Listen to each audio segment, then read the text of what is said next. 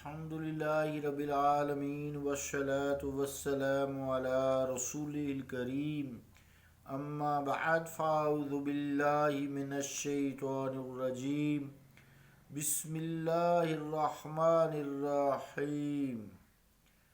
عزیزان گرامی قدر، السلام علیکم ورحمۃ اللہ وبرکاتہ. تزکیہ نفس گروپ میں یزکیہم جو کہ قرآن مجید کا لفظ ہے، اس کے حوالے سے تصوف کی اصطلاح کی تشریح کی جا رہی تھی، جس میں ہمیں یہ بات معلوم ہوئی انسان کے دل میں، سوچ میں، یا انسان کے جسم پر یا اس کی روح پر جو کیفیات ہوتی ہیں، چاہے وہ چھوٹی ہیں چاہے وہ بڑی ہیں، ان کا یہ حال ہوتا ہے کہ انہیں الفاظ کا جامع، الفاظ کا لباس یا الفاظ کے ساتھ بیان نہیں کیا جا سکتا، بہت مشکل ہوتا ہے. لیکن ایسی کیفیات کا انکار بھی نہیں کیا جا سکتا، کیونکہ ہر شخص کو اس حالت یا ان کیفیات سے روزمرہ واسطہ رہتا ہے، جو ان پر وقتاً فوقتاً طاری ہوتی رہتی ہیں، لیکن ان کے لیے بیان کرنا بہت مشکل ہے.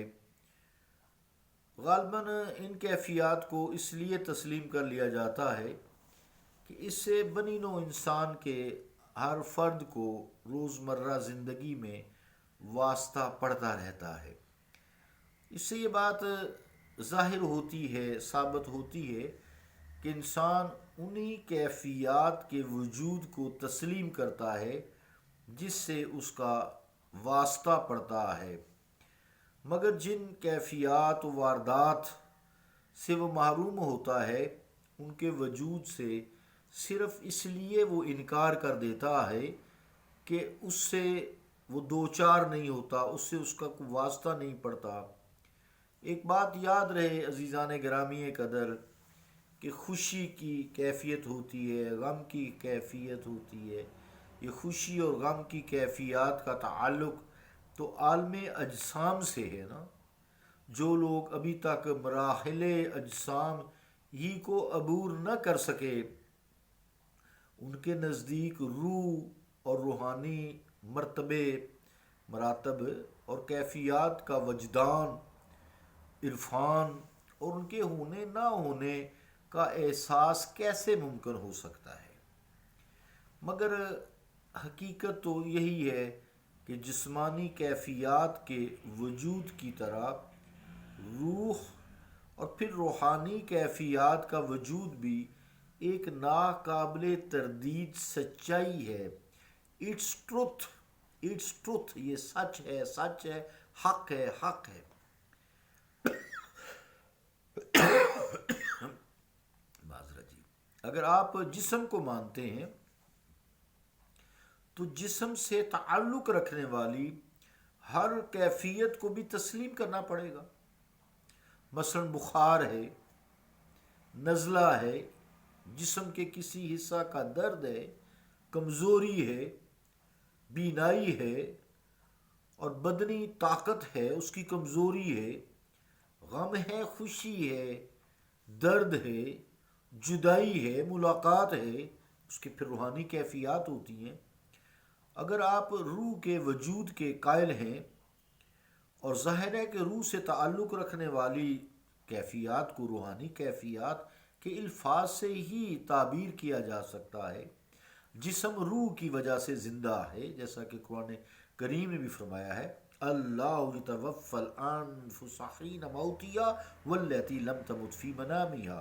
وہی اللہ ہے جو روح کو مکمل قبض کرتا ہے نیند کی حالت میں یا موت کی حالت میں. تو روح جو ہے، اصل چیز تو جسم کو متحرک رکھنے کے لیے، اس کی کیفیات کو چینج کرنے کے لیے روح ہے. تو پھر روح کی کیفیات کو بھی تسلیم کرنا پڑے گا، جسے روحانی کیفیات کہتے ہیں.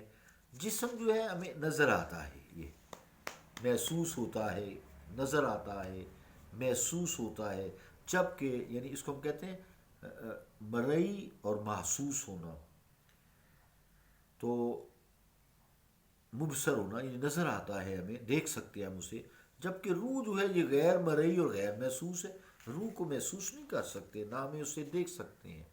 تو عزیزان گرامی قدر، جس طرح آپ روح کی حقیقت کو دیکھے اور سمجھے بغیر اس کی موجودگی کے قائل ہیں، اور اسے محسوس کیے بغیر اس کے وجود کا اعلان بھی ہم کرتے ہیں، اسی طرح آپ کو روح کی ان غیر مرئی اور غیر محسوسات، جو غیر محسوس کیفیات ہیں، ان کا بھی اقرار کرنا پڑے گا کہ روح پر بھی کوئی کیفیات ہوتی ہیں، اس کی وجہ سے یہ جسم پر کیفیات آتی ہیں، ورنہ یہ تسلیم کرنے پڑے گا کہ روح کسی کیفیت یا کیفیات کی مالک نہیں ہے، حالانکہ روح نہ صرف لامحدود کیفیات کی مالک ہے بلکہ اس میں شعور بھی پایا جاتا ہے۔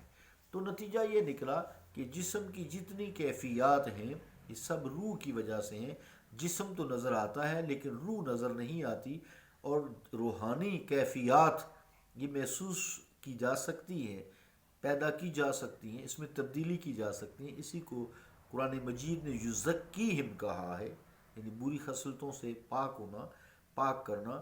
اور پھر جو روح کی کیفیات ہیں، یعنی روح ویسے تو بذات خود پاک ہے، اللہ کا کلمہ ہے نا، قل الروح من امر ربی، فرما دیجئے کہ روح میرے رب کا حکم ہے۔ پوچھتے تھے نا یسألونک عن الروح، اے مصطفیٰ یہ آپ سے روح کے متعلق سوال کرتے ہیں، قل الروح من امر ربی، فرما دیجئے کہ روح میرے رب کا امر ہے، وما اوتیتم من العلم الا قلیلا، اور اس میں سے تمہیں، اس کے علم میں سے تمہیں تھوڑا سا علم عطا کیا گیا ہے۔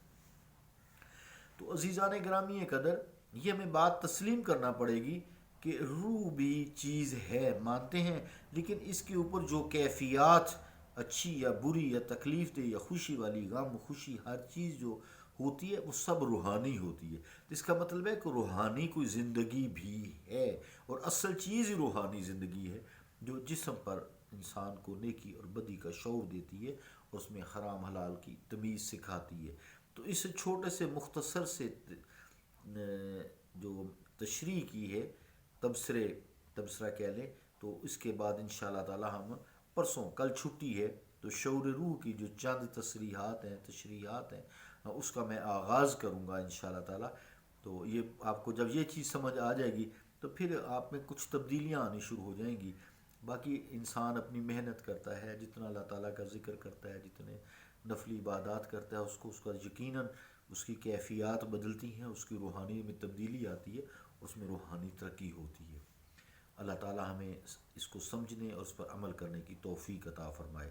صلی اللہ تعالیٰ علی رسول خیر خلقہ محمد وعلی آلہ واصحابہ اجمعین برحمتک یا ارحم الراحمین۔